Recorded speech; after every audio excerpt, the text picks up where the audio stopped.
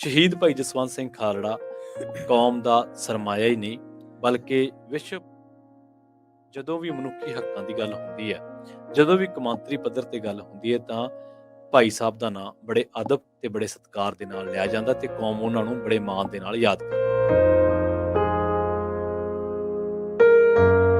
84 ਤੋਂ ਪਹਿਲਾਂ ਭਾਈ ਸਾਹਿਬ ਨੇ ਕਿਹੋ ਜਿਹਾ ਜੀਵਨ ਬਤੀਤ ਕੀਤਾ ਤੇ ਕਿਹੋ ਜਿਹੀਆਂ ਸਰਗਰਮੀਆਂ ਦੇ ਵਿੱਚ ਹਿੱਸਾ ਲਿਆ। ਤੇ ਜਿਹੜਾ ਛੋਟਾ ਭਰਾ ਹੈ ਇਹਨਾਂ ਦਾ ਜਸਵੰਤ ਸਿੰਘ ਖਾਲੜਾ ਦਾ, ਅਮਰਜੀਤ ਸਿੰਘ ਖਾਲੜਾ, ਹਾਂਜੀ, ਉਹਨੂੰ ਮੈਂ ਛੋਟੇ ਹੁੰਦੇ ਨੂੰ ਚੌਥੇ ਪਿੰਡ ਦੇਖਿਆ ਸੀਗਾ। ਉਦੋਂ ਸਕੂਲ 'ਚ ਪੜ੍ਹਦਾ ਸੀ।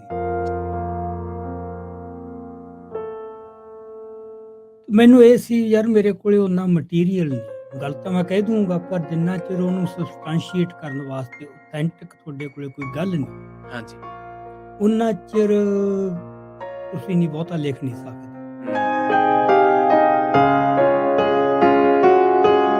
ਫਿਰ ਉਹ ਮੇਰੇ ਕੋਲ ਨਾ ਉਹ ਸਾਰਾ ਥੈਲਾ ਵੱਡਾ ਭਰ ਕੇ ਲਿਆ। ਅੱਛਾ ਵੀ ਆਹ ਕੁਛ ਮੇਰੇ ਕੋਲੇ ਪਿਆ ਜੀ।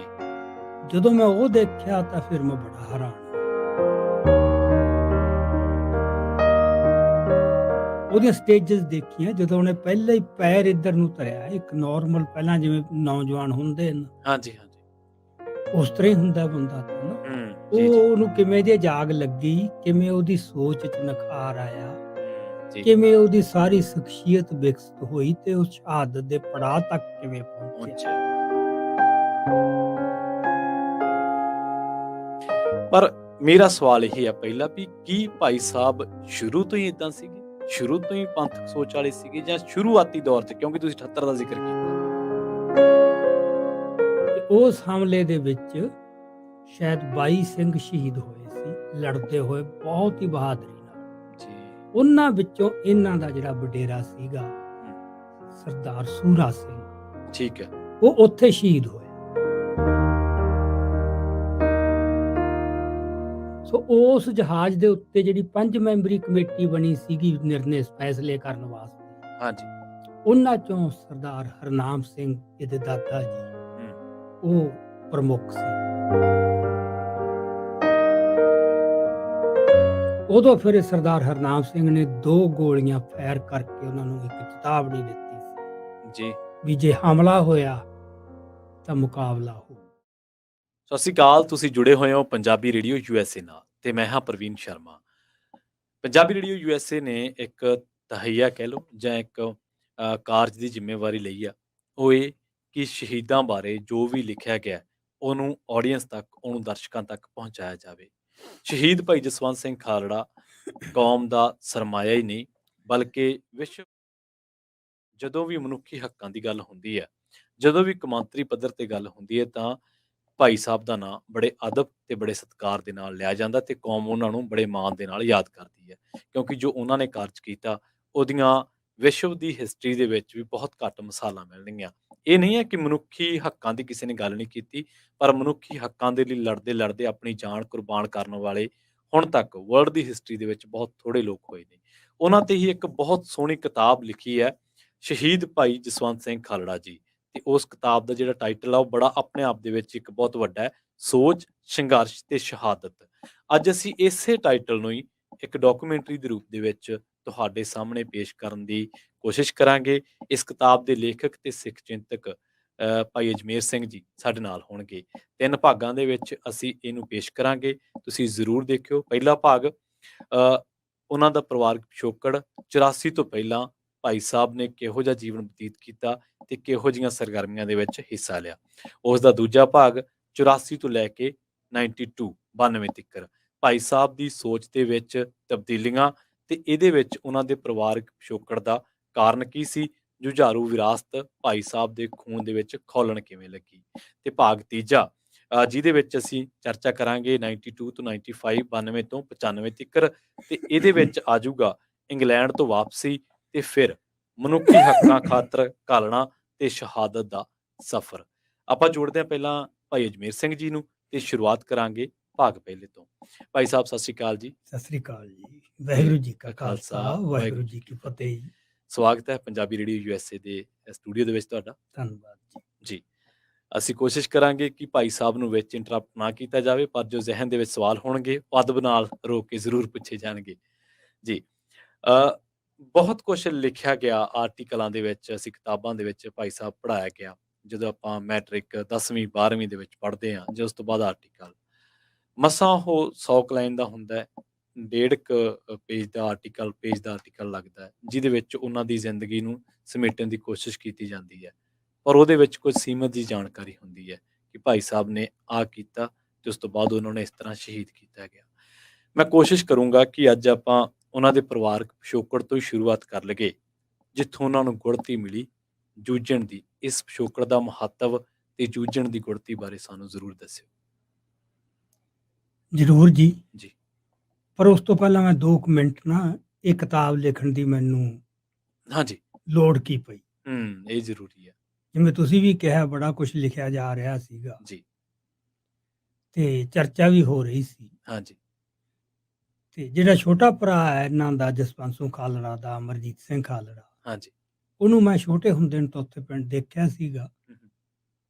ਉਦੋਂ ਸਕੂਲ 'ਚ ਪੜ੍ਹਦਾ ਸੀ। ਜੀ। ਪਰ 1975 ਤੋਂ ਬਾਅਦ ਮੁੜ ਕੇ ਉਹਦੇ ਨਾਲ ਫਿਰ ਕਦੇ ਕੋਈ ਮੁਲਾਕਾਤ ਨਹੀਂ ਸੀ ਹੋਈ। ਜੀ। ਸੋ ਸਬੱਬ ਨਾਲ ਮੈਂ ਕਿਤੇ ਇੰਗਲੈਂਡ ਆਇਆ। ਇਹ ਸ਼ਾਇਦ 2007 ਜਾਂ 9 ਦੀ ਗੱਲ ਹੈ। ਠੀਕ ਹੈ। ਉਦੋਂ ਦਾ ਮੈਨੂੰ ਅਚਾਨਕ ਫੋਨ ਆਇਆ। ਜੀ। ਉਹ ਜਦੋਂ ਫੋਨ ਆਇਆ, ਮੈਨੂੰ ਇੱਕਦਮ ਆਵਾਜ਼ ਨਾ, ਮੈਨੂੰ ਉਹ ਜਿਵੇਂ ਜਸਵੰਤ ਦੀ ਆਵਾਜ਼ ਹੀ ਹੁੰਦੀ ਹੈ, ਹਾਂਜੀ, ਹਾਂਜੀ। ਬੜੀ ਸਿਮਿਲੈਰਿਟੀ ਜੀ ਹੈ ਨਾ। ਬਹੁਤ ਜ਼ਿਆਦਾ। ਤੇ ਉਹ ਫਿਰ ਮੈਂ ਚਲੋ ਉਹਨਾਂ ਨਾਲ ਮਿਲਿਆ। ਜੀ।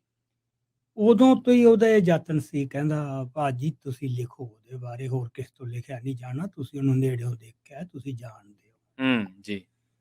ਮੈਨੂੰ ਇਹ ਸੀ ਯਾਰ, ਮੇਰੇ ਕੋਲੇ ਓਨਾ ਮਟੀਰੀਅਲ ਨਹੀਂ। ਗੱਲ ਤਾਂ ਮੈਂ ਕਹਿ ਦੂੰਗਾ, ਪਰ ਜਿੰਨਾ ਚਿਰ ਉਹਨੂੰ ਸਬਸਟੈਂਸ਼ੀਏਟ ਕਰਨ ਵਾਸਤੇ ਆਥੈਂਟਿਕ ਤੁਹਾਡੇ ਕੋਲੇ ਕੋਈ ਗੱਲ ਨਹੀਂ, ਹਾਂਜੀ। ਉਨਾ ਚਿਰ ਤੁਸੀਂ ਨਹੀਂ ਬਹੁਤਾ ਲਿਖ ਨਹੀਂ ਸਕਦੇ। ਉਹ ਕਹਿੰਦਾ ਸੀ ਮੇਰੇ ਕੋਲੇ ਪਿਆ ਬਹੁਤ ਕੁਛ ਸਾਂਭਿਆ, ਜੀ। ਪਰ ਮੈਨੂੰ ਨਹੀਂ ਸੀ ਪਤਾ ਵੀ ਕੀ ਹੋਊ, ਕਿੱਦਾਂ ਕੁ ਹੋਊ। ਜੀ। ਸੋ ਮੈਂ ਹੋਰਾਂ ਕੰਮਾਂ 'ਚ ਆਪਦਾ, ਹੋਰਾਂ ਕਿਤਾਬਾਂ 'ਚ ਜੇ ਮੇਰਾ ਪ੍ਰੋਜੈਕਟ ਚੱਲ ਰਿਹਾ ਸੀ, ਮੈਂ ਕਿਹਾ ਮੈਨੂੰ ਇਹ ਨਿਬੇੜ ਲੈਣ ਦੇ। ਪਰ ਜਿਵੇਂ ਹੁੰਦਾ ਉਹ ਨਿਬੜਿਆ ਨਾ। ਮੈਂ ਉਹਨੂੰ ਕਹੀ ਗਿਆ ਹੋਰ ਠਹਿਰ ਜਾ, ਅਖੀਰ ਨੂੰ ਜੀ। ਉਹਦਾ ਸਬਰ ਖਤਮ ਹੋ ਗਿਆ। ਜੀ। ਕਿਉਂਕਿ ਹੁਣ ਤਾਂ ਪਤਾ ਸੀ ਵੀ ਲਿਖਿਆ ਜਾਣਾ ਚਾਹੀਦਾ ਜ਼ਰੂਰੀ। ਹੂੰ। ਫਿਰ ਉਹ ਮੇਰੇ ਕੋਲ ਨਾ ਉਹ ਸਾਰਾ ਥੈਲਾ ਵੱਡਾ ਭਰ ਕੇ ਲਿਆਇਆ। ਅੱਛਾ। ਵੀ ਆਹ ਕੁਛ ਮੇਰੇ ਕੋਲੇ ਪਿਆ ਹੈ। ਜੀ। ਜਦੋਂ ਮੈਂ ਉਹ ਦੇਖਿਆ ਤਾਂ ਫਿਰ ਮੈਂ ਬੜਾ ਹੈਰਾਨ ਹੋਇਆ ਵੀ ਇਹਨੇ ਕਿੰਨੀ ਇਹਤਿਆਤ ਨਾਲ ਸਾਰਾ ਕੁਛ ਸੰਭਾਲ ਕੇ ਰੱਖਿਆ ਹੋਇਆ, ਇੱਕ ਇੱਕ ਚੀਜ਼। ਉਹਦੀਆਂ ਹੱਥ ਲਿਖਤਾਂ ਤੋਂ ਲੈ ਕੇ ਉਹਦੀਆਂ ਛਪੀਆਂ ਹੋਈਆਂ ਲਿਖਤਾਂ ਤੱਕ, ਉਹਦੇ ਵੱਲੋਂ ਲਿਖੀਆਂ ਚਿੱਠੀਆਂ, ਉਹਨੂੰ ਆਈਆਂ ਚਿੱਠੀਆਂ, ਉਹ ਸਾਰਾ ਕੁਝ ਉਹਦੇ ਕੋਲੇ ਸੀ। ਫਿਰ ਮੈਨੂੰ ਲੱਗਿਆ ਵੀ ਠੀਕ ਹੈ, ਹੁਣ ਲਿਖਿਆ ਜਾ ਸਕਦਾ ਤੇ ਲਿਖਣਾ ਚਾਹੀਦਾ ਹੈ। ਉਹਦਾ ਕਾਰਨ ਇਹ ਸੀ ਕਿ ਮੈਂ ਜਸਵੰਤ ਨੂੰ ਪੋਲੀਟੀਕਲੀ ਇਵੋਲਵ ਹੁੰਦਿਆਂ ਦੇਖਿਆ। ਉਹਦੀਆਂ ਸਟੇਜਸ ਦੇਖੀਆਂ, ਜਦੋਂ ਉਹਨੇ ਪਹਿਲਾਂ ਹੀ ਪੈਰ ਇੱਧਰ ਨੂੰ ਧਰਿਆ, ਇੱਕ ਨਾਰਮਲ ਪਹਿਲਾਂ ਜਿਵੇਂ ਨੌਜਵਾਨ ਹੁੰਦੇ ਨੇ, ਹਾਂਜੀ, ਹਾਂਜੀ, ਉਸ ਤਰ੍ਹਾਂ ਹੀ ਹੁੰਦਾ ਬੰਦਾ ਤਾਂ ਨਾ। ਜੀ, ਜੀ। ਉਹਨੂੰ ਕਿਵੇਂ ਜੇ ਜਾਗ ਲੱਗੀ, ਕਿਵੇਂ ਉਹਦੀ ਸੋਚ 'ਚ ਨਿਖਾਰ ਆਇਆ, ਜੀ। ਕਿਵੇਂ ਉਹਦੀ ਸਾਰੀ ਸ਼ਖਸੀਅਤ ਵਿਕਸਿਤ ਹੋਈ ਤੇ ਉਹ ਸ਼ਹਾਦਤ ਦੇ ਪੜਾਅ ਤੱਕ ਕਿਵੇਂ ਪਹੁੰਚਿਆ। ਜੀ। ਉਹ ਮੈਂ ਸਾਰਾ ਕੁਝ ਦੇਖਿਆ ਹੋਇਆ ਸੀ ਤੇ ਮੈਨੂੰ ਉਹ ਸਾਰਾ ਅਨੁਭਵ ਸੀ। ਤੇ ਫਿਰ ਮੈਨੂੰ ਲੱਗਿਆ ਵੀ ਇਹ ਮੈਨੂੰ ਕਰਨਾ ਚਾਹੀਦਾ ਕੰਮ। ਫਿਰ ਮੈਂ ਬਾਕੀ ਸਾਰੇ ਕੰਮ ਛੱਡ ਕੇ ਇੱਧਰ ਫਿਰ ਮੈਂ ਉਦੋਂ ਇਹ ਕੰਮ ਕੀਤਾ ਸੀ। ਸੋ ਇਹ ਤਾਂ ਸੀਗਾ ਇਹਦਾ ਜਿਹੜਾ ਇੱਕ ਪਿਛੋਕੜ। ਹਾਂਜੀ। ਤੇ ਇੱਥੋਂ ਹੀ ਹੁਣ ਸ਼ੁਰੂਆਤ ਕਰ ਲਈਏ ਵੀ ਇਹ ਜਿਹੜਾ ਤੁਸੀਂ ਕਿਹਾ ਵੀ ਇਹਦੇ 'ਚ ਮੈਂ ਕਿਤਾਬ ਇੱਕ ਵਾਰੀ ਫਿਰ ਤੋਂ ਤੁਹਾਨੂੰ ਸਾਰਿਆਂ ਨੂੰ ਦਿਖਾ ਵੀ ਦਿੰਨਾ, ਤੇ ਜਿਹੜੇ ਲੋਕ ਇਹ ਵੀ ਜਾਣਦੇ ਹੋਣਗੇ ਵੀ ਸਾਨੂੰ ਪੜ੍ਹਾਇਆ ਗਿਆ 92 ਤੋਂ 95 ਤੱਕ ਮੋਸਟਲੀ ਇਹੀ ਪੜ੍ਹਦੇ ਆ ਵੀ ਭਾਈ ਸਾਹਿਬ ਕਿਵੇਂ ਸੰਘਰਸ਼ ਦੇ ਵਿੱਚ ਆਉਂਦੇ ਨੇ ਤੇ ਕਿਵੇਂ ਫਿਰ ਆਪਣੀ ਸ਼ਹਾਦਤ ਦੇ ਜਾਂਦੇ ਨੇ, ਕਿਵੇਂ ਉਹਨਾਂ ਨੇ ਕਿਹੜੀ ਜੱਦੋਜਹਿਦ ਨਾਲ ਅੰਕੜੇ ਇਕੱਠੇ ਕੀਤੇ ਸੀਗੇ, ਅਖੀਰ ਉਹਨਾਂ ਅੰਕੜਿਆਂ ਦੇ ਵਿੱਚ ਹੀ ਉਹਨਾਂ ਦੀ ਗਿਣਤੀ ਹੋਣ ਲੱਗ ਪਈ। ਪਰ ਮੇਰਾ ਸਵਾਲ ਇਹ ਆ ਪਹਿਲਾ ਵੀ ਕੀ ਭਾਈ ਸਾਹਿਬ ਸ਼ੁਰੂ ਤੋਂ ਹੀ ਇਦਾਂ ਸੀਗੇ, ਸ਼ੁਰੂ ਤੋਂ ਹੀ ਪੰਥਕ ਸੋਚ ਵਾਲੇ ਸੀਗੇ, ਜਾਂ ਸ਼ੁਰੂਆਤੀ ਦੌਰ 'ਚ, ਕਿਉਂਕਿ ਤੁਸੀਂ 78 ਦਾ ਜ਼ਿਕਰ ਕੀਤਾ, ਤਾਂ ਮੇਰਾ ਸਵਾਲ ਫਿਰ 78 ਤੋਂ ਪਿੱਛੇ ਦਾ ਹੀ ਆ ਵੀ ਕਿਵੇਂ ਸੀਗਾ ਉਹਨਾਂ ਦਾ ਪਿਛੋਕੜ। ਦੇਖੋ ਪਿਛੋਕੜ ਤਾਂ ਉਸ ਮੌਕੇ ਸੀ, ਉਹਦੇ ਘਰੇ ਵੀ ਜਾਂਦੇ ਸੀ, ਮਿਲਦੇ ਵੀ ਸੀ। ਖੁਦ ਉਹਨਾਂ ਨੇ ਵੀ ਬੜਾ ਕਦੇ ਗੱਲ ਨਹੀਂ ਸੀ ਕੀਤੀ, ਸਾਨੂੰ ਵੀ ਨਹੀਂ ਸੀ ਪਤਾ ਵੀ ਇਹਦੀ ਆਪਦੀ ਪਰਿਵਾਰਕ ਵਿਰਾਸਤ ਕੀ ਹੈ। ਉਹ ਤਾਂ ਹੁਣ ਫਿਰ ਬਾਅਦ 'ਚ ਜਾ ਕੇ ਗੱਲ ਸਾਫ਼ ਹੋਈ। ਪਹਿਲਾਂ ਟੁੱਟਵੇਂ ਜੇ ਤੱਥ ਤਾਂ ਪਤਾ ਸੀ। ਠੀਕ ਹੈ। ਉਹਦੇ 'ਚ ਹੁਣ ਤੁਸੀਂ ਦੇਖੋ ਵੀ ਜਿਹੜਾ ਇਹਨਾਂ ਦਾ ਵੱਡਾ ਵਡੇਰਾ ਸੀ, ਹਾਂਜੀ। ਪੜਦਾਦਾ ਹੀ ਕਹਿ ਲਓ, ਪੜਦਾਦਾ ਨਹੀਂ ਵੈਸੇ, ਇਹ 1726 ਦੀ ਗੱਲ ਹੈ, ਅੱਛਾ। ਜਦੋਂ ਮੁਗਲਾਂ ਦਾ ਰਾਜ ਸੀ। ਹਾਂਜੀ। ਤੇ ਉੱਥੇ ਇੱਕ ਜੰਗ ਹੋਈ ਸੀ, ਤਾਰਾ ਸਿੰਘ ਬਾਂ ਪਿੰਡ ਹੈ ਖਾਲੜੇ ਹਾਂਜੀ। ਦੇ ਨੇੜੇ ਹੀ। ਪੜ੍ਹਿਆ ਇਹਦੇ ਬਾਰੇ ਜ਼ਿਕਰ ਹਾਂ, ਆਉਂਦਾ। ਉਹ ਸਿੰਘਾਂ ਦੀ ਸੇਵਾ ਕਰਦਾ ਸੀ, ਉਹਨੇ ਇੱਕ ਬਾੜਾ ਬਣਾਇਆ ਹੋਇਆ ਸੀ ਵੱਡਾ, ਠੀਕ ਹੈ ਜੀ। ਤੇ ਉਹਦੇ ਆਲੇ ਦੁਆਲੇ ਬਾੜ ਕੀਤੀ ਹੋਈ ਸੀ ਮਲਿਆਂ ਦੀ ਕੰਡਿਆਂ ਨਾਲ। ਤੇ ਛੇਤੀ ਕੀਤਿਆਂ ਉੱਥੇ ਅੰਦਰ ਨਾਜ਼ਰ ਕੁਛ ਨਹੀਂ ਸੀ ਆਉਂਦਾ, ਉੱਥੇ 24 ਘੰਟੇ ਲੰਗਰ ਚੱਲਦਾ। ਠੀਕ ਹੈ। ਤੇ ਸਿੰਘ ਜਿਹੜੇ ਜੂਝ ਰਹੇ ਹੁੰਦੇ ਸੀ, ਉਹ ਕਦੇ ਆਰਾਮ ਕਰਨਾ ਹੈ, ਕਿਸੇ ਨੇ ਜ਼ਖਮੀ ਹੈ ਉਹਨੇ ਜ਼ਖਮ ਠੀਕ ਕਰਨੇ ਆ, ਅੰਨ ਪਾਣੀ ਛਕਣਾ ਹੈ, ਉਹ ਉੱਥੇ ਆਉਂਦੇ ਸੀ ਜੀ। ਉਹ ਤੇ ਫਿਰ ਅਖੀਰ ਨੂੰ ਉਹਨਾਂ ਨੇ ਹਮਲਾ ਕਰਤਾ ਸੀ, ਠੀਕ ਹੈ, ਬੰਦ ਕਰਨ ਵਾਸਤੇ। ਤੇ ਉਸ ਹਮਲੇ ਦੇ ਵਿੱਚ ਸ਼ਾਇਦ 22 ਸਿੰਘ ਸ਼ਹੀਦ ਹੋਏ ਸੀ, ਲੜਦੇ ਹੋਏ ਬਹੁਤ ਹੀ ਬਹਾਦਰੀ ਨਾਲ ਜੀ। ਉਹਨਾਂ ਵਿੱਚੋਂ ਇਹਨਾਂ ਦਾ ਜਿਹੜਾ ਵਡੇਰਾ ਸੀਗਾ ਸਰਦਾਰ ਸੂਰਾ ਸਿੰਘ, ਠੀਕ ਹੈ, ਉਹ ਉੱਥੇ ਸ਼ਹੀਦ ਹੋਇਆ। 26 ਦੀ ਗੱਲ ਹੈ, 1726 ਦੀ ਗੱਲ ਹੈ। ਠੀਕ ਹੈ। ਫਿਰ ਉਹਦੇ ਨਾਂ ਤੇ ਉਹ ਪੱਤੀ ਦਾ ਨਾਂ ਹੀ ਸੂਰਾ ਪੱਤੀ ਪੈ ਗਿਆ ਜੀ। ਤੇ ਉਹਨਾਂ ਦੀ ਫਿਰ ਅੰਸ਼ ਵੱਧਦੀ ਫੁੱਲਦੀ ਗਈ। ਤੇ ਉੱਥੇ ਉਸ ਘਰ ਦੇ ਵਿੱਚ ਹੀ ਫਿਰ 2 ਨਵੰਬਰ 1952 ਨੂੰ ਜਸਵੰਤ ਸਿੰਘ ਖਾਲੜਾ ਦਾ ਜਨਮ ਹੋਇਆ ਸੀ। ਠੀਕ, ਉਸੇ ਬਲੱਡ ਲਾਈਨ ਕਹਿ ਦਿੰਦੇ ਆ, ਉਸੇ ਨਹੀਂ ਖਾਨਦਾਨ। ਉਸੇ ਬਲੱਡ ਲਾਈਨ 'ਚ ਇੱਕ ਹੋਰ ਜਿਹੜਾ ਇਹਨਾਂ ਦਾ ਦਾਦਾ ਸੀ, ਹਾਂਜੀ, ਸਰਦਾਰ ਹਰਨਾਮ ਸਿੰਘ, ਹਾਂਜੀ, ਉਹ ਅੰਗਰੇਜ਼ਾਂ ਵੇਲੇ ਫੌਜ 'ਚ ਸੀ। ਤੇ ਕਿਸੇ ਕਾਰਨ ਕਰਕੇ ਜਿਹੜੀ ਉਹਨਾਂ ਦੀ ਪਲਟਨ ਸੀ, ਉਹਨੇ ਬਗਾਵਤ ਕਰਤੀ ਸੀ ਜੀ। ਫਿਰ ਉਹ ਇੱਥੋਂ ਭੱਜ ਕੇ ਬਾਹਰ ਨਿਕਲ ਗਿਆ, ਸ਼ੰਘਾਈ ਚਲਿਆ ਗਿਆ ਸੀ ਜੀ, ਜਾਂ ਟਾਪੂਆਂ ਤੇ ਕਿਤੇ। ਠੀਕ ਹੈ। ਤੇ ਜਦੋਂ ਫਿਰ ਤੁਸੀਂ ਸੁਣਿਆ ਹੋਣਾ ਜਿਹੜਾ ਕਾਮਾ ਗਾਟਾ ਮਾਰੂ ਜਹਾਜ਼ ਦੀ ਮੁਹਿੰਮ ਚੱਲੀ, ਹਾਂਜੀ, ਗੁਰਦਿੱਤ ਸਿੰਘ, ਹਾਂਜੀ, ਗੁਰਦਿੱਤ ਸਿੰਘ, ਉਹਨਾਂ ਉਸ ਜਹਾਜ਼ ਦੇ ਵਿੱਚ ਸੀਗੇ। ਠੀਕ ਹੈ। ਇਹਨਾਂ ਨੇ ਬਹੁਤ ਮੋਬਿਲਾਈਜ਼ ਕੀਤੇ ਬੰਦੇ ਵੀ ਆਓ, ਸਵਾਰੀਆਂ ਹੋਰ ਤਿਆਰ ਕੀਤੀਆਂ। ਅੱਛਾ, ਕਿਉਂਕਿ ਵੀ ਆਪਾਂ ਚੱਲੀਏ ਕੈਨੇਡਾ। ਠੀਕ ਆ। ਤੇ ਉਹਨਾਂ ਨੇ ਉਹਦੇ 'ਚ ਉਹ ਕੈਨੇਡਾ ਫਿਰ ਉਹ ਜਾਣ ਨਹੀਂ ਸੀ ਦਿੱਤਾ, ਉਹ ਸਾਰੀ ਕਹਾਣੀ ਆਪਾਂ ਨੂੰ ਪਤਾ ਹੈ। ਉੱਥੇ ਕਿੰਨਾ ਚਿਰ ਉਹ ਬੰਦਰਗਾਹ ਤੇ ਰੁਕੇ ਰਹੇ, ਘੇਰਾ ਪਾ ਲਿਆ, ਉੱਥੋਂ ਵਾਪਸ ਕਰਤੇ, ਫਿਰ ਗੋਲੀਆਂ ਵੱਜੀਆਂ ਜੀ। ਸੋ ਉਸ ਜਹਾਜ਼ ਦੇ ਉੱਤੇ ਜਿਹੜੀ 5 ਮੈਂਬਰੀ ਕਮੇਟੀ ਬਣੀ ਸੀਗੀ ਨਿਰਣੇ ਫੈਸਲੇ ਕਰਨ ਵਾਸਤੇ, ਹਾਂਜੀ, ਉਹਨਾਂ ਚੋਂ ਸਰਦਾਰ ਹਰਨਾਮ ਸਿੰਘ ਇਹਦੇ ਦਾਦਾ ਜੀ ਉਹ ਪ੍ਰਮੁੱਖ ਸੀ। ਠੀਕ ਹੈ। ਤੇ ਜਦੋਂ ਵੈਨਕੂਵਰ ਦੀ ਬੰਦਰਗਾਹ ਤੇ ਉਹਨਾਂ ਨੂੰ ਨਹੀਂ ਲੱਗਣ ਦੇ ਰਹੇ ਸੀ, ਚਾਰੇ ਪਾਸਿਓਂ ਘੇਰਾ ਪਾ ਲਿਆ ਸੀ। ਹਾਂਜੀ, ਉਹ ਜਿਹੜੀਆਂ ਹੁੰਦੀਆਂ ਹਨ ਕਿਸ਼ਤੀਆਂ ਰਾਹੀਂ, ਤੇ ਉਹਨਾਂ ਨੇ ਉੱਤੇ ਫਾਇਰਿੰਗ ਕਰਨ ਦਾ, ਹਮਲਾ ਬੋਲਣ ਦਾ ਪਲਾਨ ਕਰ ਲਈ ਸੀ।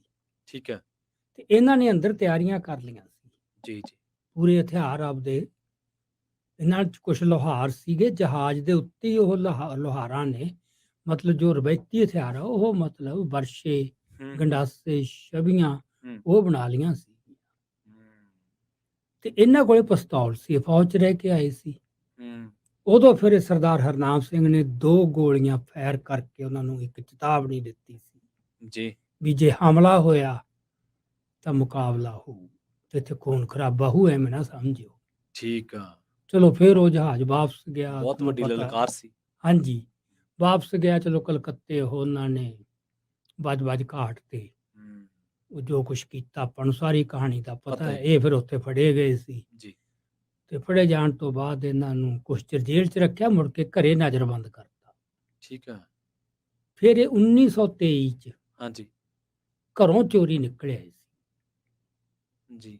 ਉਦੋਂ ਜਿਹੜਾ ਜਸਵੰਤ ਸਿੰਘ ਖਾਲੜਾ ਦਾ ਪਿਤਾ ਜੀ ਸੀ ਸਰਦਾਰ ਕਰਤਾਰ ਸਿੰਘ, ਉਹ ਸਿਰਫ 7 ਸਾਲ ਦਾ ਸੀ। ਅੱਛਾ, ਜਦੋਂ ਹਰਨਾਮ ਸਿੰਘ ਜੀ ਆਉਂਦੇ ਨੇ। ਹਾਂ ਜੀ, ਜਦੋਂ ਘਰ ਛੱਡਤਾ ਉਹਨਾਂ ਨੇ। ਜੀ ਜੀ ਜੀ। ਰਾਤ ਨੂੰ ਉੱਥੋਂ ਨਿਕਲੇ ਚੋਰੀਆਂ। ਹਾਂਜੀ, ਤੇ ਨਾਲ ਉਹਨਾਂ ਦਾ ਇੱਕ ਵੱਡਾ ਲੜਕਾ ਸੀ ਪ੍ਰੀਤਮ ਸਿੰਘ। ਠੀਕ ਹੈ। ਤੇ ਉਹ ਦੋਵੇਂ ਪਿਓ ਪੁੱਤ ਤਾਂਗੇ ਤੇ ਚੜ੍ਹ ਕੇ ਹਾਂਜੀ ਆਏ ਪਿੰਡੋਂ। ਉੱਥੋਂ ਫਿਰ ਕਰਦੇ ਕਰਾਉਂਦੇ ਉਹ ਸ਼ੰਘਾਈ ਪਹੁੰਚ ਗਏ ਸੀ ਜੀ। ਸੋ ਸਰਦਾਰ ਹਰਨਾਮ ਸਿੰਘ ਜੀ ਦੀ ਉੱਥੇ ਕਿਤੇ ਮੌਤ ਹੋ ਗਈ ਸੀ ਬੁੱਢੇ ਹੋ ਕੇ। ਤੇ ਜਿਹੜਾ ਪ੍ਰੀਤਮ ਸਿੰਘ ਸੀ ਉਹਨਾਂ ਦਾ ਲੜਕਾ, ਉਹ ਜਾਪਾਨ ਚਲਿਆ ਗਿਆ ਸੀ ਜੀ। ਉਹ ਕਿਸੇ ਬਿਮਾਰੀ ਨਾਲ ਉੱਥੇ ਅਕਾਲ ਚਲਾਣਾ ਕਰ ਗਿਆ ਸੀ। ਠੀਕ ਹੈ। ਤੇ ਉੱਥੇ ਰਹਿੰਦੇ ਹੀ ਇੱਕ ਬਸੰਤ ਸਿੰਘ ਸੀਗੇ, ਸੁਰ ਸਿੰਘ ਦੇ। ਜੀ। ਹਰਨਾਮ ਸਿੰਘ ਤੇ ਬਸੰਤ ਸਿੰਘ ਦੋਵੇਂ ਬਹੁਤ ਪੱਕੇ ਦੋਸਤ ਸੀ। ਠੀਕ ਹੈ। ਬਸੰਤ ਸਿੰਘ ਦੀ ਲੜਕੀ ਸੀ ਇੱਕ, ਜੀ। ਮੁਖਤਿਆਰ ਕੌਰ। ਜੀ। ਇਹ ਹਰਨਾਮ ਸਿੰਘ ਦਾ ਲੜਕਾ ਸੀ ਕਰਤਾਰ ਸਿੰਘ। ਹਾਂਜੀ। ਉੱਥੇ ਬੈਠੇ ਹੀ ਉਹਨਾਂ ਨੇ ਫੈਸਲਾ ਕਰ ਲਿਆ ਵੀ ਆਪਾਂ ਕੁੜਮ ਬਣੀਏ। ਜੀ। ਸੋ ਉਹ ਤਾਂ ਆ ਨਾ ਸਕੇ ਹਰਨਾਮ ਸਿੰਘ ਤਾਂ। ਹਾਂਜੀ। ਬਸੰਤ ਸਿੰਘ ਆ ਗਿਆ ਸੀ। ਉਹਨੇ ਆ ਕੇ ਫਿਰ ਹਰਨਾਮ ਸਿੰਘ ਦੀ ਗੈਰ ਹਾਜ਼ਰੀ 'ਚ ਜੀ ਉਹਦੇ ਪੁੱਤਰ ਦਾ ਵਿਆਹ ਆਪਦੀ ਪੁੱਤਰੀ ਨਾਲ ਕੀਤਾ, ਮੁਖਤਿਆਰ ਕੌਰ ਨਾਲ। ਮੁਖਤਿਆਰ ਕੌਰ, ਕਰਤਾਰ ਸਿੰਘ ਕਰਤਾਰ। ਉਹਨਾਂ ਦੇ ਉਹ ਘਰੇ ਪੈਦਾ ਮੁਖਤਿਆਰ ਹੋਏ। ਕੌਰ ਦੇ ਕੁੱਖੋਂ ਫਿਰ ਜੀ ਇਹ ਜਨਮ ਹੋਇਆ ਜਸਵੰਤ ਸਿੰਘ ਸਿੰਘ ਦਾ। ਸੋ ਆਹ ਕਹਾਣੀ ਹੈ। ਹੂੰ। ਮਤਲਬ 18ਵੀਂ ਸਦੀ ਦੇ ਮੁੱਢ ਤੋਂ ਲੈ ਕੇ ਜੀ ਇਹ 20ਵੀਂ ਸਦੀ ਤੱਕ ਇੱਕ ਸੰਘਰਸ਼ ਦੀ ਜੀ ਨਿਰੰਤਰ ਮੁਗਲਾਂ ਨਾਲ ਵੀ, ਤੁਰੀ ਤੇ ਇਸ ਪਰਿਵਾਰ ਨੇ ਮੁਗਲਾਂ ਨਾਲ ਵੀ ਤੇ ਬ੍ਰਿਟਿਸ਼ ਨਾਲ ਵੀ ਤੇ ਮੁੜ ਕੇ ਫਿਰ ਪ੍ਰੈਜ਼ੈਂਟ ਨਾਲ। ਹੂੰ। ਸੋ ਆਪਾਂ ਕਹਿ ਸਕਦੇ ਹਾਂ ਵੀ ਬੀਜ ਅੰਸ਼ ਤਾਂ ਉਹਦੇ ਅੰਦਰ ਸੀਗਾ ਜੀ। ਉਹਨੇ ਤੁਰਨਾ ਹੀ ਸੀ ਇਸ ਪਾਸੇ। ਉਹ ਤਾਂ ਇੱਕ ਹਾਲਾਤ ਕਦੋਂ ਬਣਦੇ ਨੇ ਜੀ ਤੇ ਕੀ ਮੌਕਾ ਬਣਦਾ ਉਸ ਮੁਤਾਬਕ ਹੋ ਜਾਂਦਾ, ਪਰ ਉਹਨੇ ਤੁਰਨਾ ਤਾਂ ਹੈ ਹੀ ਸੀ। ਜਿੱਥੇ ਜ਼ੁਲਮ ਹੋਣਾ ਸੀ ਉਹਨੇ ਉਹਦੇ ਚ ਪਹੁੰਚ ਹੀ ਜਾਣਾ। ਜੀ। ਸੋ ਇਹ ਆ ਉਹਦੀ ਜੁਝਾਰੂ ਵਿਰਾਸਤ ਜਾਂ ਪਰਿਵਾਰਕ ਪਿਛੋਕੜ। ਹਾਂਜੀ। ਹੁਣ ਉਹ ਕਾਲਜ ਲੱਗਦਾ ਜਾ ਕੇ 10ਵੀਂ ਕਰਨ ਤੋਂ ਬਾਅਦ ਤਰਨਤਾਰਨ। ਜੀ। ਉਸ ਮੌਕੇ ਪ੍ਰਵੀਨ ਜੀ ਤੁਹਾਨੂੰ ਪਤਾ, ਸ਼ਾਇਦ ਅੱਜ ਦੇ ਲੋਕਾਂ ਨੂੰ ਨਹੀਂ ਪਤਾ, ਉਸ ਮੌਕੇ ਚੜ੍ਹਤ ਸਾਰੇ ਕਮਿਊਨਿਸਟ ਵਿਚਾਰਧਾਰਾ ਦੀ ਸੀ। ਬਹੁਤ ਜੀ ਜੀ। ਤੇ ਸਿੱਖੀ ਦਾ ਤਾਂ ਕਾਲਜਾਂ 'ਚ ਬਹੁਤ ਘੱਟ ਅਸਰ ਸੀ ਕਿਤੇ। ਸੋ ਉਹਨਾਂ ਦੀ ਸਾਰਾ ਬੋਲਬਾਲਾ ਸੀਗਾ। ਉਹਨਾਂ ਦੀ ਜਥੇਬੰਦੀ ਸੀ ਪੰਜਾਬ ਸਟੂਡੈਂਟ ਯੂਨੀਅਨ ਜੀ, ਤੇ ਉਹੀ ਲੜ ਰਹੀ ਸੀਗੀ। ਉਸ ਮੌਕੇ ਉਹ ਜ਼ਬਰ ਜ਼ੁਲਮ ਦੇ ਖਿਲਾਫ ਲੜ ਰਹੇ ਸੀ। ਨੈਚੁਰਲੀ ਜਸਵੰਤ ਸਿੰਘ ਨੇ ਤਾਂ ਮਤਲਬ ਉਧਰ ਹੀ ਜਾਣਾ। ਹਾਂ, ਕਿਉਂਕਿ ਪਿੱਛੇ ਤਾਂ ਪਈ ਆ ਪਰੰਪਰਾ, ਹਾਂਜੀ, ਅੰਦਰ ਗੱਲ ਤਾਂ ਪਈ ਆ ਜ਼ੁਲਮ ਦੇ ਖਿਲਾਫ ਲੜਨ ਦੀ। ਉਸ ਮੌਕੇ ਜਿਹੜੇ ਲੜ ਰਹੇ ਸੀ ਉਹ ਖੱਬੇ ਜੋ ਵੀ ਧਿਰਦੀ ਸੀ, ਨੈਚੁਰਲੀ ਉਹ ਇਕੱਲਾ ਉਹ ਨਹੀਂ, ਬਹੁਤ ਗਏ। ਮੈਂ ਵੀ ਉਹਨਾਂ ਚੋਂ ਹੀ ਸੀ ਜੀ। ਇਸੇ ਚ ਫਿਰ ਨੌਜਵਾਨ ਭਾਰਤ ਸਭਾ ਦੇ ਵਿੱਚ ਸ਼ਮੂਲੀਅਤ ਤੇ ਹਾਂ, ਉਹਦੇ ਚ ਫਿਰ ਉਹ ਉੱਥੇ ਪਹਿਲਾਂ ਉਹਨੇ PSU ਦੇ ਵਿੱਚ ਕੰਮ ਕੀਤਾ, ਪੰਜਾਬ ਸਟੂਡੈਂਟ ਯੂਨੀਅਨ ਚ ਜੀ। ਫਿਰ 1972 ਦੇ ਵਿੱਚ ਅਕਤੂਬਰ 1972 ਚ 5 ਤੇ 7 ਅਕਤੂਬਰ ਨੂੰ ਮੋਗੇ ਗੋਲੀ ਚੱਲੀ ਸੀਗੀ ਸਿਨਮੇ। ਹਾਂਜੀ, ਚੱਲੀ ਸੀ ਨਾ। ਉੱਥੇ ਵਿਦਿਆਰਥੀ ਕੁਝ ਮਾਰੇ ਗਏ ਸੀ, ਕੁਝ ਹੋਰ ਲੋਕ ਜੀ, ਪੁਲਿਸ ਨੇ ਗੋਲੀਆਂ ਮਾਰ ਕੇ। ਉਹਦੇ ਖਿਲਾਫ ਬਹੁਤ ਵੱਡਾ ਰੋਹ ਉੱਠਿਆ ਸਾਰੇ ਪੰਜਾਬ ਚ ਜੀ। ਮੋਗਾ, ਉਹਨੂੰ ਕਹਿੰਦੇ ਨੇ ਮੋਗਾ ਘੋਲ। ਹਾਂਜੀ, ਉਹ ਪੂਰੀ ਇੱਕ ਮਤਲਬ ਉਹਦਾ ਨਾਂ ਬਣ ਗਿਆ। ਉਦੋਂ ਇਹ ਪੜ੍ਹਦਾ ਸੀਗਾ ਬੀੜ ਬਾਬਾ ਬੁੱਢਾ, ਠੀਕ ਹੈ, ਕਾਲਜ ਚ ਚਵਾੜ ਦੇ ਨੇੜੇ। ਤੇ ਉਸ ਮੌਕੇ ਮੈਂ ਹੀ ਉੱਥੇ ਪਹੁੰਚਿਆ ਸੀ। ਮੈਂ ਉਦੋਂ ਅੰਡਰਗਰਾਉਂਡ ਹੋ ਚੁੱਕਿਆ ਸੀ, ਰੂਪੋਸ਼ ਹੋ ਚੁੱਕਿਆ ਸੀ, ਕਾਲਜ ਛੱਡਤਾ ਸੀ ਮੈਂ ਜੀ। ਤੇ ਮੈਂ ਉਸ ਦੇ ਬਾਬਤੀ ਵੀ ਜਗ੍ਹਾ ਜਗ੍ਹਾ ਦੇ ਉੱਤੇ ਮੁਜ਼ਾਹਰੇ ਹੋਣ ਤੇ ਦਾ ਪ੍ਰੋਟੈਸਟ ਹੋਵੇ ਮੋਗੇ ਦੀ ਕਤਲੇਆਮ ਦਾ। ਹਾਂਜੀ, ਉੱਥੇ ਜਾ ਕੇ ਮੈਂ ਉਹਨਾਂ ਮੇਰੀ ਜਾਣ ਪਛਾਣ ਸੀ, ਕੁਝ ਝਬਾਲ ਦੇ ਨੌਜਵਾਨ ਕਾਲਜ ਚ ਪੜ੍ਹਦੇ ਸੀ। ਹਾਂਜੀ, ਉਹਨਾਂ ਨੂੰ ਮਿਲਿਆ, ਫਿਰ ਉਹਨਾਂ ਨੂੰ ਇੱਕ ਇਸ਼ਤਿਹਾਰ ਲਿਖ ਕੇ ਦਿੱਤਾ ਵੀ ਇਹਨੂੰ ਛਪਾ ਕੇ ਲਾਓ ਤੇ ਮੁਜ਼ਾਹਰਾ ਕਰੋ। ਫਿਰ ਉਹਨਾਂ ਨੇ ਮੁਜ਼ਾਹਰਾ ਕੀਤਾ। ਉਹ ਮੁਜ਼ਾਹਰੇ 'ਚ ਜਸਵੰਤ ਖਾਲਰਾ ਵੀ ਸੀ। ਠੀਕ ਹੈ। ਉਹ ਪਹਿਲੀ ਗ੍ਰਿਫਤਾਰੀ ਜ਼ਿੰਦਗੀ ਦੀ ਉਹਦੀ ਉੱਥੇ ਹੋਈ ਹੈ। ਉਹ ਗ੍ਰਿਫਤਾਰ ਹੋ ਗਿਆ, ਜੇਲ੍ਹ ਚਲਾ ਗਿਆ ਜੀ। ਤੇ ਜੇਲ੍ਹ 'ਚ ਇੱਕ ਬਰਿਆਮ ਸਿੰਘ ਸੰਧੂ ਖੱਬੇ ਪੱਖੀ ਸਾਹਿਤਕਾਰ ਹੋਏ। ਹਾਂਜੀ, ਉਹਦਾ ਨਾਂ ਤਾਂ ਬਾਅਦ 'ਚ ਬਣਿਆ ਜਾ ਕੇ ਵੱਡਾ ਜੀ, ਪਰ ਉਸ ਮੌਕੇ ਵੀ ਉਹ ਇੱਧਰ ਨੂੰ ਇਨਕਲਾਬੀ ਝੁਕਾਅ ਵਾਲਾ ਸੀ। ਠੀਕ ਹੈ। ਮੇਰੀ ਉਹਦੇ ਨਾਲ ਬੜੀ ਨੇੜਤਾ ਸੀ ਜੀ। ਉਹ ਜੇਲ੍ਹ 'ਚ ਉਹ ਵੀ ਸੀ, ਉਹਨੂੰ ਵੀ ਫੜ ਲਿਆ ਸੀ। ਤੇ ਉਹ ਜੇਲ੍ਹ 'ਚ ਫਿਰ ਇਕੱਠੇ ਹੋਏ ਤੇ ਉਸ ਮੁੱਢਲੇ ਜਿਹੜੇ ਪਾਠ ਪੜ੍ਹਾਏ ਮਾਰਕਸਵਾਦ ਦੇ, ਉਹ ਬਰਿਆਮ ਸੰਧੂ ਨੇ ਇਹਨੂੰ ਉੱਥੇ ਪੜ੍ਹਾਏ। ਠੀਕ ਹੈ। ਸੋ ਉਹਦੇ 'ਚੋਂ ਫਿਰ ਉਹਨੇ ਬਰਿਆਮ ਸੰਧੂ ਨੇ ਮੈਨੂੰ ਬਾਹਰ ਆ ਕੇ ਦੱਸਿਆ ਸੀ, ਕਹਿੰਦਾ ਬੰਦਾ ਬਹੁਤ ਹੋਣਹਾਰ ਇੱਕ ਮਿਲਿਆ ਜੀ, ਤੇ ਜਿਹਦੇ 'ਚ ਬੜੀਆਂ ਸੰਭਾਵਨਾਵਾਂ। ਠੀਕ ਹੈ। ਤੇ ਇਹ ਫਿਰ BA ਕਰਕੇ ਪੰਚਾਇਤ ਸੈਕਟਰੀ ਲੱਗ ਗਿਆ ਸੀਗਾ। ਅਸੀਂ ਫਿਰ ਉਦੋਂ PSU ਦੇ ਨਾਲ ਨਾਲ ਪਿੰਡਾਂ ਦੇ ਵਿੱਚ ਨੌਜਵਾਨ ਭਾਰਤ ਸਭਾਵਾਂ ਬਣਾਉਣ ਦਾ ਪ੍ਰੋਗਰਾਮ ਚਲਾ ਲਿਆ। ਠੀਕ ਹੈ। ਤੇ ਉਦੋਂ ਮੈਂ ਉੱਥੇ ਅੰਮ੍ਰਿਤਸਰ 'ਚ ਮੇਰੀ ਡਿਊਟੀ ਲੱਗੀ ਹੋਈ ਸੀ। ਉਹਦੇ 'ਚ ਇੱਕ ਪੂਲੇ ਪਿੰਡ ਦਾ ਜਿਹੜਾ ਭਿੱਖੀ ਪਿੰਡ ਦੇ ਨਾਲ ਹੈ ਪੂਲਾ, ਹਾਂਜੀ, ਭਾਈ ਤਾਰੂ ਸੂ ਵਾਲਾ, ਹਾਂਜੀ, ਉੱਥੋਂ ਦਾ ਨੌਜਵਾਨ ਸੀ ਰਘਵੀਰ ਸਿੰਘ ਜੀ। ਉਹ ਕੰਮ ਕਰਦਾ ਸੀ ਜੀ। ਤੇ ਫਿਰ ਇਹ ਜਸਵੰਤ ਦਾ ਪਤਾ ਲੱਗ ਗਿਆ ਜੀ ਫਿਰ 93 ਦੇ ਵਿੱਚ ਮੈਨੂੰ ਸਤੰਬਰ 73 ਦੇ ਵਿੱਚ ਪਹਿਲੀ ਵਾਰ ਮਿਲਿਆ ਜੀ ਜੀ ਤੇ ਇਹਦੇ ਨਾਲ ਸਾਰੀ ਗੱਲਬਾਤ ਕੀਤੀ ਠੀਕ ਹੈ ਤੇ ਇਹਨੂੰ ਇਹ ਵੀ ਦੱਸਿਆ ਨਕਸਲੀ ਲਹਿਰ ਕੀ ਹੈ ਸਾਡੀ ਜਥੇਬੰਦੀ ਕੀ ਹੈ ਸਾਡਾ ਆਹ ਸੋਚ ਹੈ ਇਹਨੇ ਬੜੇ ਧਿਆਨ ਨਾਲ ਸਾਰੀਆਂ ਗੱਲਾਂ ਸੁਣੀਆਂ ਚਲੋ ਆਪਾਂ ਬਹੁਤਾ ਵਿਸਥਾਰ ਚ ਨਾ ਜਾਈਏ ਅਲਟੀਮੇਟਲੀ ਕਹਿੰਦਾ ਮੈਂ ਤੁਹਾਡੇ ਨਾਲ ਹੀ ਕੰਮ ਕਰਨ ਨੂੰ ਤਿਆਰ ਠੀਕ ਹੈ ਤੁਹਾਡੇ ਨਾਲ ਸਹਿਮਤੀ ਹੋ ਗਈ ਫਿਰ ਇਹਨੂੰ ਜਥੇਬੰਦੀ ਦਾ ਮੈਂਬਰ ਲੈ ਲਿਆ ਉਹ ਜਥੇਬੰਦੀ ਗੁਪਤ ਜਥੇਬੰਦੀ ਸੀ ਉਹਦਾ ਇੱਕ ਅਸੂਲ ਸੀ ਕਿ ਜਦੋਂ ਮੈਂਬਰ ਛੇਤੀ ਕੀਤਿਆਂ ਨਹੀਂ ਸੀ ਲਿਆ ਜਾਂਦਾ ਜਦੋਂ ਇੱਕ ਟਰਸਟ ਬਣ ਜਾਂਦਾ ਸੀ ਉਦੋਂ ਹੀ ਉਹਨੂੰ ਮੈਂਬਰ ਲਿਆ ਜਾਂਦਾ ਸੀ ਫਿਰ ਉਹਦਾ ਨਾਮ ਬਦਲ ਦਿੱਤਾ ਸੀ ਪਾਰਟੀ ਦੇ ਵਿੱਚ ਜਿਹੜਾ ਨਾਮ ਵਰਤਦੇ ਸੀਗੇ ਜੀ ਉਹ ਵਰਤਦੇ ਸੀਗੇ ਜਿਹੜਾ ਉਹਦਾ ਫਰਜ਼ੀ ਨਾਂ ਹੈ ਉਹ ਮੈਨੂੰ ਯਾਦ ਆ ਸਾਡੀ ਪਿੰਡ ਬੋਲੇਵਾਲ ਹੈ ਇੱਕ ਅੰਮ੍ਰਿਤਸਰ ਤੇ ਗੁਰਦਾਸਪੁਰ ਦੀ ਸਰਹੱਦ ਤੇ ਪੈਂਦਾ ਠੀਕ ਹੈ ਮਹਿਤੇ ਚੌਕ ਤੋਂ ਜਦੋਂ ਆਪਾਂ ਸਠਿਆਲੇ ਵੱਲ ਨੂੰ ਜਾਈਏ ਜਾਂ ਬਤਾਲਾ ਕੰਮੋ ਕਿ ਉਹ ਪਿੰਡਾਂ ਦੇ ਨੇੜੇ ਜੀ ਜੀ ਉਸ ਪਿੰਡ ਸਾਡੀ ਮੀਟਿੰਗ ਸੀ ਰਾਤ ਨੂੰ ਅੱਛਾ ਉੱਥੇ ਅਸੀਂ ਇਹਨੂੰ ਮੈਂਬਰ ਲਿਆ ਤੇ ਇਹਦਾ ਨਾਮ ਰੱਖਿਆ ਜਗਦੀਪ ਠੀਕ ਹੈ ਹੁਣ ਇਹ ਤਾਂ ਇੱਕ ਸਬੱਬ ਹੀ ਸੀ ਵੀ ਜਗਦੀਪ ਹੁਣ ਕੀ ਪਤਾ ਸੀ ਵੀ ਇਹਨੇ ਜੱਗ ਦਾ ਦੀਪ ਬਣਨਾ ਸਹੀ ਸੋ ਇਹ ਗੱਲਾਂ ਵੀ ਨਾ ਕਿਤੇ ਸਾਨੂੰ ਨਹੀਂ ਪਤਾ ਹੁੰਦੀਆਂ ਇਹ ਨਾਂ ਦੀ ਚੋਣ ਭਲਾ ਕਿਵੇਂ ਹੋ ਸੋ ਕੁਝ ਚੀਜ਼ਾਂ ਵਰਤਾਰੇ ਹੁੰਦੇ ਆ ਰਹੱਸਮਈ ਹੁੰਦੇ ਆ ਉਹ ਤੁਹਾਡੀ ਕਿਸੇ ਬੁੱਧੀ ਦੀ ਪਕੜ 'ਚ ਉਹ ਕਿਸੇ ਗਿਣਤੀ ਮਿਣਤੀ ਦੀ ਪਕੜ 'ਚ ਨਹੀਂ ਹੁੰਦੇ ਸੋ ਇਹ ਤਾਂ ਹੁਣ ਪਤਾ ਲੱਗਦਾ ਨਾ ਜੀ ਵੀ ਉਹ ਤਾਂ ਫੈਸਲੇ ਦਾ ਕਿਤੋਂ ਹੋਰ ਵੀ ਹੋ ਰਹੇ ਹੁੰਦੇ ਇਹਨੇ ਕੀ ਬਣਨਾ ਇਹਨੇ ਕਿੱਧਰ ਨੂੰ ਜਾਣਾ ਹੈ ਹੁੰਦੇ ਬਿਲਕੁਲ ਪੈਰਲਲ ਕੁਝ ਨਾ ਕੁਝ ਚੱਲ ਰਿਹਾ ਹੁੰਦਾ ਜਿਹੜਾ ਅਦ੍ਰਿਸ਼ਟ ਹੁੰਦਾ ਅਸੀਂ ਸਾਡੀ ਨਜ਼ਰ ਦ੍ਰਿਸ਼ਟਮਾਨ ਤੇ ਟਿਕੀ ਰਹਿੰਦੀ ਹੈ ਹਮੇਸ਼ਾ ਮਨੁੱਖ ਦੀ ਪ੍ਰੋਬਲਮ ਹੈ ਉਹਦੀ ਬੁੱਧੀ ਦੀ ਸੀਮਾ ਹੈਗੀ ਹਾਂਜੀ ਜੀ ਜੀ ਅੱਛਾ ਜਦੋਂ ਇਹ ਬੜੀ ਇੱਕ ਵਿਚਿੱਤਰ ਗੱਲ ਹੈ ਵੀ ਜਿਹੜੀ ਰੂਹ ਪੋਸ਼ ਜ਼ਿੰਦਗੀ ਸੀ ਉਹਦੇ ਵਿੱਚ ਹੀ ਮੇਲ ਮਿਲਾਪ ਤੇ ਉਹਦੇ ਵਿੱਚ ਹੀ ਸੋਚ ਤੋਂ ਆਕਰਸ਼ਿਤ ਹੋ ਜਾਣਾ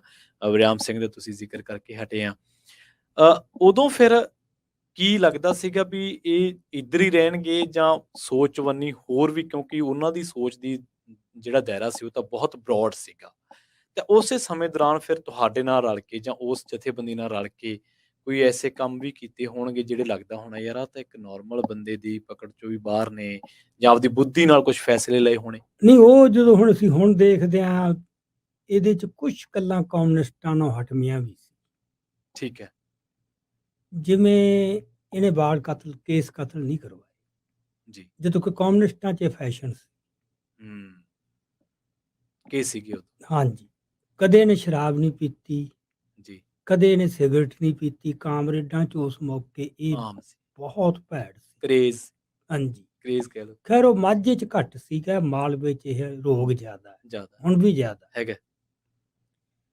ਮਾਝੇ 'ਚ ਜੇ ਕੋਈ ਕੇਸ ਕਤਲ ਵੀ ਕਰਵਾਉਂਦਾ ਸੀ ਪੱਗ ਜ਼ਰੂਰ ਬੰਨ੍ਹ ਕੇ ਰੱਖਦਾ ਸੀ ਇਹ ਹੁਣ ਚੱਲਿਆ ਉੱਥੇ ਵੀ ਨਵਾਂ ਟ੍ਰੈਂਡ ਜੀ ਤੇ ਉਦੋਂ ਨਹੀਂ ਸੀ ਕੋਈ ਇਸ ਤਰ੍ਹਾਂ ਦਾ ਸੋ ਇੱਕ ਤਾਂ ਇਹਦੇ 'ਚ ਇਹ ਸੀ ਠੀਕ ਹੈ ਇੱਕ 1975 'ਚ 9ਵੇਂ ਪਾਤਸ਼ਾਹ ਦੀ ਤੀਜੀ ਸ਼ਹੀਦੀ ਸ਼ਤਾਬਦੀ ਸੀ ਠੀਕ ਹੈ ਜਿਹੜੀ ਵੱਡੀ ਪੱਧਰ ਦੇ ਉੱਤੇ ਮਨਾਈ ਗਈ ਸੀ ਜੀ ਤੇ ਸੰਤ ਕਰਤਾਰ ਸਿੰਘ ਭਿੰਡਰਾਂ ਵਾਲੇ ਕਿਉਂਕਿ ਐਮਰਜੈਂਸੀ ਲੱਗ ਚੁੱਕੀ ਸੀ ਤੇ ਕਿਸੇ ਨੂੰ ਬੋਲਣ ਦੀ ਜਲੂਸ ਕੱਢਣ ਦੀ ਇਕੱਠੇ ਹੋਣ ਦੀ ਮਨਾਹੀ ਸੀ ਪੂਰੀ ਸੰਤ ਕਰਤਾਰ ਸਿੰਘ ਭਿੰਡਰਾਂ ਵਾਲੇ ਨੇ ਸ਼ਰੇਆਮ ਜੀ ਉਹ ਤੋੜਨ ਵਾਸਤੇ ਜੀ ਇੱਕ ਅੱਜ ਤਾਂ ਆਪਾਂ ਨੂੰ ਨਗਰ ਕੀਰਤਨ ਕਹਿ ਦਿੰਦੇ ਆ ਮਾਰਚ ਕਹਿ ਲਓ ਠੀਕ ਹੈ ਜੀ ਜਥੇਬੰਦ ਕੀਤਾ ਮਹਿਤੇ ਤੋਂ ਚੌਕ ਤੋਂ ਸ਼ੁਰੂ ਹੋਇਆ ਉਹਨਾਂ ਦੇ ਹੈੱਡਕੁਆਟਰ ਤੋਂ ਉਹ ਸਾਰੇ ਥਾਵਾਂ ਤੇ ਘੁੰਮਦੇ ਘੁਮਾਉਂਦੇ ਮੈਨੂੰ ਪਤਾ ਹੈ ਕਿ ਜਦੋਂ ਉਹ ਤਰਨਤਾਰਨ ਜਾਂ ਮਹਿਤੇ ਆਪਣੇ ਇੱਧਰ ਤਰਨਤਾਰਨ ਜੀ ਇਸ ਇਲਾਕੇ ਦੇ ਵਿੱਚ ਆਏ ਤਾਂ ਸੁਰ ਸਿੰਘ ਦੇ ਜਿਹੜੇ ਸੀਗੇ ਬਾਬਾ ਦਿਆਲ ਸਿੰਘ ਜੀ ਹਾਂਜੀ ਉਹਨਾਂ ਨੇ ਉਹ ਪੂਰਾ ਵੱਡੇ ਜਥੇ ਉਹਨਾਂ ਦੇ ਵਿੱਚ ਸ਼ਾਮਲ ਹੋਏ ਸੀਗੇ ਉਸ ਮਾਰਚ 'ਚ ਤੇ ਉਹ ਦਿੱਲੀ ਪਹੁੰਚਿਆ ਸੀ ਜੀ ਉਹ ਮਾਝੇ ਦੀ ਧਰਤੀ ਤੇ ਉਸ ਏਰੀਏ 'ਚ ਉਹ ਤਰਨਤਾਰਨ ਦੇ ਏਰੀਏ 'ਚ ਉਹਦਾ ਬੜਾ ਪ੍ਰਭਾਵ ਪਿਆ ਸੀ ਉਦੋਂ ਜਸਵੰਤ ਸਿੰਘ ਖਾਲੜਾ ਨੇ ਆਪਦੇ ਪਿੰਡ 'ਚ ਆਪਦੇ ਇਨੀਸ਼ੀਏਟਿਵ ਨਾਲ ਅਖੰਡ ਪਾਠ ਸਾਹਿਬ ਰੱਖਿਆ ਆਪ ਉਹਨਾਂ ਨੇ ਮੁੰਡਿਆਂ ਨੇ ਰਲ ਕੇ ਪੂਰਾ ਪਾਠ ਕੀਤਾ ਮੁਕੰਮਲ ਹਾਂਜੀ ਫਿਰ ਉਹਨੇ ਭੋਗ ਪਾਇਆ ਅੱਛਾ ਹਾਂ ਫਿਰ ਪਿੰਡ ਦੇ ਵਿੱਚ ਜਲੂਸ ਕੱਢਿਆ ਠੀਕ ਹੈ ਤੇ ਉਸ ਜਲੂਸ ਦੇ ਅੱਗੇ ਹਥਿਆਰਾਂ ਦਾ ਵੀ ਪ੍ਰਦਰਸ਼ਨ ਕੀਤਾ ਜੀ ਕੁਛ ਰਵਾਇਤੀ ਹਥਿਆਰ ਤੇ ਕੁਛ ਲਾਇਸੈਂਸੀ ਈਵਨ ਫਾਇਰ ਵੀ ਕੀਤੇ ਐਮਰਜੈਂਸੀ ਹਾਂਜੀ ਜਦੋਂ ਲੋਕ ਅੰਦਰ ਤੜੇ ਹਾਂ ਉਹ ਹੁਣ ਪਤਾ ਲੱਗਦਾ ਵੀ ਉਸ ਹਿਸਾਬ ਨਾਲ ਉਦੋਂ ਹੀ ਸੀਗਾ ਇੱਕ ਐਲਾਨ ਵੀ ਸੀ ਵੀ ਇਹ ਦਿਨ ਆਈ ਨਹੀਂ ਰਹਿਣੇ ਇੱਕ ਆਹ ਰੂਪ ਵੀ ਆਉਣਾ। 78 ਵੇਲੇ ਇਹਨਾਂ ਨੂੰ ਫਿਰ ਕਿੱਥੇ ਦੇਖਦੇ ਹੋ ਤੁਸੀਂ? 78 ਵੇਲੇ ਵੀ ਉੱਧਰ ਹੀ ਸੀ ਜਦੋਂ ਇਹ ਕਾਂਡ ਵਾਪਰਦੇ ਆ, ਜਾਂ ਉਦੋਂ ਮੈਂ ਵੀ ਦੇਖੋ ਉਦੋਂ ਬਾਅਦ ਸਾਡੇ ਕਮਿਊਨਿਸਟ ਜਿਹੜੀ ਨਕਸਲੀ ਲਹਿਰ ਸੀ, ਜਥੇਬੰਦੀਆਂ ਸੀ, ਉਹ 'ਚ ਬੜੇ ਟੁੱਟ ਭੱਜ ਹੋਈ। ਬਹੁਤ ਜ਼ਿਆਦਾ ਧੜੇ ਬਣ ਗਏ ਅੱਡ-ਅੱਡ, ਤੇ ਅਸੀਂ ਵੀ ਅਲੱਗ-ਅਲੱਗ ਹੋ ਗਏ। ਸੋਚ ਦੇ ਫਰਕ ਪੈ ਗਏ। ਜਿਹਨੂੰ ਜਿਹੜਾ ਧੜਾ ਠੀਕ ਲੱਗਦਾ ਸੀ ਉੱਧਰ ਨੂੰ ਰਲ ਜਾਂਦਾ ਸੀ। ਸੋ ਇਹ ਜਸਵੰਤ ਸਿੰਘ ਖਾਲੜਾ ਹੋਰ ਇੱਕ ਗਰੁੱਪ ਨਾਲ ਚਲਿਆ ਗਿਆ। ਜੀ। ਉਹ ਗਰੁੱਪ ਸੀਗਾ ਇੱਕ ਜੰਮੂ ਦਾ ਸੀ, ਕਾਮਰੇਡ ਠੀਕ ਹੈ। ਸਰਾਫ, ਰਾਮ ਪਿਆਰੇ ਸਰਾਫ, ਅੱਛਾ ਜੀ। ਆਰਪੀ ਸਰਾਫ। ਉਹਨੇ ਬਣਾਈ ਸੀ ਇੰਟਰਨੈਸ਼ਨਲ ਡੈਮੋਕ੍ਰੈਟਿਕ ਪਾਰਟੀ। ਜੀ। ਉਹਦਾ ਇਹ ਸੀ ਵੀ ਹਥਿਆਰਾਂ ਵਾਲਾ ਕੰਮ ਗਲਤ ਹੈ। ਠੀਕ ਹੈ। ਤੇ ਜੋ ਕੁਛ ਵੀ ਇਹਨੂੰ ਡੈਮੋਕ੍ਰੈਟਿਕ ਢੰਗ ਨਾਲ ਕਰੋ। ਠੀਕ ਹੈ। ਇਹ ਜਸਵੰਤ ਸਿੰਘ ਖਾਲੜਾ ਨੂੰ ਕਿਤੇ ਉਹ ਗੱਲ ਕਨਵਿੰਸਿੰਗ ਲੱਗੀ। ਇਹ ਫਿਰ ਉਹਨਾਂ ਦੇ ਨੇੜੇ ਜਿਰਿਆ ਹੋਇਆ ਕੁਛ। ਜੀ। ਜੁਆਇਨ ਨਹੀਂ ਕੀਤਾ, ਪਰ ਇਹ ਉਹਨਾਂ ਦੇ ਨੇੜੇ ਹੋਇਆ। ਤੇ ਉਹਦੇ 'ਚ ਫਿਰ ਇਹ ਕਾਫੀ ਚਿਰ ਨੇ ਉਹਨਾਂ ਨਾਲ ਹੀ ਕੰਮ ਕੀਤਾ। ਜੀ। ਫਿਰ 78 ਦੀ ਘਟਨਾ ਵਾਪਰ ਗਈ। ਉਸ ਤੋਂ ਬਾਅਦ ਧਰਮ ਯੁੱਧ ਮੋਰਚਾ ਸ਼ੁਰੂ ਹੋ ਗਿਆ। ਹਾਂਜੀ। ਦਰਬਾਰ ਸਾਹਿਬ ਤੇ ਹਮਲਾ ਹੋ ਗਿਆ। ਖਾੜਕੂ ਸੰਘਰਸ਼ ਹੋ ਗਿਆ। ਜੀ। ਜਸਵੰਤ ਸਿੰਘ ਖਾਲੜਾ ਰਿਹਾ ਉਹਨਾਂ ਨਾਲ ਹੀ। ਠੀਕ ਹੈ। ਪਰ ਇਹਦੀਆਂ ਸਰਗਰਮੀਆਂ ਸਾਰੀਆਂ ਹੋਰ ਤਰ੍ਹਾਂ ਦੀਆਂ ਆ ਗਈਆਂ। ਅੱਛਾ। ਜਦੋਂ ਟ੍ਰਾਂਸਫਰਮੇਸ਼ਨ ਸ਼ੁਰੂ ਹੋ ਗਈ, ਖਾੜਕੂ ਸੰਘਰਸ਼ ਸ਼ੁਰੂ ਹੋਇਆ, ਇਹਨਾਂ ਨੇ ਮਾਰਚ ਕੱਢਿਆ, ਸਾਈਕਲ ਮਾਰਚ, ਖਾਲੜੇ ਤੋਂ ਲੈ ਕੇ ਚੰਡੀਗੜ੍ਹ ਤੱਕ। ਠੀਕ ਹੈ। ਸੈਂਕੜਿਆਂ ਦੀ ਗਿਣਤੀ 'ਚ ਨੌਜਵਾਨ ਸੀ, ਸਾਈਕਲਾਂ ਤੇ ਗਏ। ਤੇ ਉਹਦੇ 'ਚ ਇਹਨਾਂ ਦਾ ਨਾਰਾ ਇਹ ਸੀ, ਆਪਣਾ ਪੰਜਾਬ ਮਸਲੇ ਦਾ ਹੱਲ ਕਰੋ, ਖਾੜਕੂਆਂ ਨਾਲ ਗੱਲ ਕਰੋ। ਅੱਛਾ। ਵੀ ਮਸਲਾ ਗੱਲਬਾਤ ਰਾਹੀਂ ਨਿਬੇੜੋ, ਇਹ ਹਥਿਆਰਾਂ ਰਾਹੀਂ ਮਟਾਉਣ ਵਾਲਾ ਕੰਮ ਛੱਡੋ। ਹਾਂ। ਠੀਕ ਹੈ। ਸੋ ਇਹ ਫਿਰ ਇਹਨਾਂ ਦਾ ਇਹ ਪੈਂਤੜਾ ਸੀ। ਜੀ। ਮਤਲਬ ਇਹ ਕਹਿ ਲਓ ਵੀ ਨਿਆਂ ਚਾਹੁੰਦੇ ਸੀ। ਪਰ ਉਹਦੇ ਹੁਣ ਨਿਆਂ ਲਈ ਲੜਨ ਦੇ ਅੱਡ-ਅੱਡ ਤਰੀਕੇ ਹੁੰਦੇ ਸੀ। ਜੀ। ਇਹ ਸਾਨੂੰ ਗੁੰਜਾਇਸ਼ ਵੀ ਦੇਣੀ ਚਾਹੀਦੀ। ਅਸੀਂ ਕਹੀਏ ਵੀ ਆਹ ਕੋਈ ਤਰੀਕਾ ਹੈ, ਤੇ ਜਿਹੜਾ ਇਹ ਨਹੀਂ ਉਹ ਤਾਂ ਬਸ ਜੱਦੋਜਹਿਦ ਤਾਂ ਹਰ ਅੱਡ ਧਰਾਵਾਂ ਸੋਚਦੀਆਂ, ਹਰ ਇੱਕ ਨੇ ਆਪਦੇ। ਜੀ। ਸੋ ਇਹ ਫਿਰ ਇਹ ਕਹਿ ਲਓ ਕਿ 1992 ਤੱਕ ਜੀ ਜਾਂ 91 ਤੱਕ ਹਾਂਜੀ ਇਹ ਉਸੇ ਧਾਰਾ 'ਚ ਹੀ ਰਿਹਾ। ਠੀਕ ਹੈ ਜੀ। ਜੀ। ਗੱਲ ਪੰਥਕ ਕਰਦਾ ਰਿਹਾ। ਪਰ ਉਹ ਅਜੇ ਫਰੇਮਵਰਕ ਉਹ IDP ਜਿਹੜੀ ਇੰਟਰਨੈਸ਼ਨਲ ਡੈਮੋਕ੍ਰੈਟਿਕ ਪਾਰਟੀ ਸੀ, ਹਾਂਜੀ, ਉਹਦੇ 'ਚ ਹੀ ਰਿਹਾ। ਜੀ। ਇਸੇ ਤੇ ਹੀ ਆਪਾਂ ਗੱਲਬਾਤ ਕਰਾਂਗੇ। ਪਹਿਲੇ ਭਾਗ ਦੇ ਵਿੱਚ ਆਪਾਂ ਇਸ ਚਰਚਾ ਨੂੰ ਇੱਥੇ ਸਮੇਟਦੇ ਹਾਂ, ਪਰ ਜਾਂਦੇ ਸੰਖੇਪ ਦੇ ਵਿੱਚ ਜੋ ਅਜਮੇਰ ਸਿੰਘ ਜੀ ਨੇ ਸਾਨੂੰ ਦੱਸਿਆ, ਇਹ ਗੱਲਾਂ ਅੱਜ ਦੀਆਂ ਨਹੀਂ ਸੀ, 19ਵੀਂ ਸਦੀ ਦੀਆਂ, 20ਵੀਂ ਸਦੀ ਦੀਆਂ ਨਹੀਂ ਸੀ। 18ਵੀਂ ਸਦੀ ਦੇ ਵਿੱਚ ਉਹਨਾਂ ਨੇ ਨਾਮ ਲਿਆ ਸੀ। ਸੂਰਾ ਸਿੰਘ 1726 ਦੇ ਵਿੱਚ ਵੀ ਜਦੋਂ ਸਿੱਖ ਸੰਘਰਸ਼ ਚੱਲ ਰਿਹਾ ਸੀ ਮੁਗਲਾਂ ਦੇ ਨਾਲ, ਉਦੋਂ ਵੀ ਸੱਤਾ ਹੀ ਸੀ ਉਹਨਾਂ ਦੇ ਹੱਥ, ਤਾਂ ਉਦੋਂ ਵੀ ਇਹਨਾਂ ਦੇ ਜਿਹੜੇ ਪੜਦਾਦਾ ਜੀ ਦੇ ਥਾਂ ਤੇ ਲੱਗਦੇ ਸੀ ਸੂਰਾ ਸਿੰਘ, ਉਹ ਵੀ ਸਿੱਖ ਜੋ ਯੋਧੇ ਸਨ, ਇਤਿਹਾਸ ਦੇ ਯੋਧੇ, ਉਹਨਾਂ ਦੇ ਨਾਲ ਉਹ ਮਦਦ ਕਰਦੇ ਸਨ ਤੇ ਉਹਨਾਂ ਲਈ ਜੂਝਦੇ ਰਹੇ ਤੇ ਉਹਨਾਂ ਜੂਝਦਿਆਂ ਸ਼ਹੀਦੀ ਪਾਈ। ਉਸ ਤੋਂ ਬਾਅਦ ਫਿਰ ਹਰਨਾਮ ਸਿੰਘ ਜੀ ਆਉਂਦੇ ਨੇ, ਬ੍ਰਿਟਿਸ਼ ਦੇ ਨਾਲ ਲੜਦੇ ਨੇ, ਕਾਮਾਗਾਟਾ ਮਾਰੂ ਦੇ ਵਿੱਚ ਇਨਵੋਲਵ ਹੁੰਦੇ ਨੇ ਤੇ ਉੱਥੋਂ ਫਿਰ ਮੁਖਤਿਆਰ ਕੌਰ ਜੀ ਨਾਲ ਜਿਹੜਾ ਵਿਆਹ ਹੁੰਦਾ ਕਰਤਾਰ ਸਿੰਘ ਜੀ ਦਾ, ਤੇ ਉਹਨਾਂ ਦੀ ਕੁੱਖੋਂ ਫਿਰ ਪੈਦਾ ਹੁੰਦੇ ਨੇ ਜਸਵੰਤ ਸਿੰਘ ਖਾਲੜਾ ਜੀ। ਸ਼ੁਰੂਆਤੀ ਜੀਵਨ ਖੱਬੇ ਪੱਖੀ ਵਿਚਾਰਧਾਰਾ ਤੋਂ ਪ੍ਰਭਾਵਿਤ, ਕਾਲਜਾਂ ਦੇ ਵਿੱਚ ਉਦੋਂ ਉਸ ਦਾ ਜਿਹੜਾ ਇੱਕ ਮੁਕਾਮ ਤੇ ਸੀ। ਦੇਸ਼ ਭਰ ਦੇ ਵਿੱਚ ਵੀ ਉਹ ਕਿਤੇ ਨਾ ਕਿਤੇ ਕਾਂਗਰਸ ਤੋਂ ਬਾਅਦ ਜੇ ਕੋਈ ਧਿਰ ਸੀਗੀ ਤਾਂ ਖੱਬੇ ਪੱਖੀਆਂ ਦੀ ਡੋਮੀਨੈਂਸੀ ਕਿਤੇ ਨਾ ਕਿਤੇ ਸੀਗੀ। ਪਰ ਹੁਣ ਇਹ ਅਗਲੇ ਪੜਾਅ ਦੇ ਵਿੱਚ ਆਪਾਂ ਚਰਚਾ ਕਰਾਂਗੇ 84 ਤੋਂ 92 ਤੱਕ ਦਾ ਸਫ਼ਰ, ਤੇ ਇਹਦੇ ਲਈ ਤੁਸੀਂ ਜੁੜੇ ਰਹੋ ਪੰਜਾਬੀ ਰੇਡੀਓ USA ਦੇ ਨਾਲ। ਅਜਮੇਰ ਸਿੰਘ ਜੀ, ਪਹਿਲੇ ਭਾਗ ਨੂੰ ਇੱਥੇ ਆਪਾਂ ਕਰਦੇ ਹਾਂ ਸਮਾਪਤ। ਤੁਹਾਡਾ ਬਹੁਤ ਬਹੁਤ ਧੰਨਵਾਦ ਜੀ।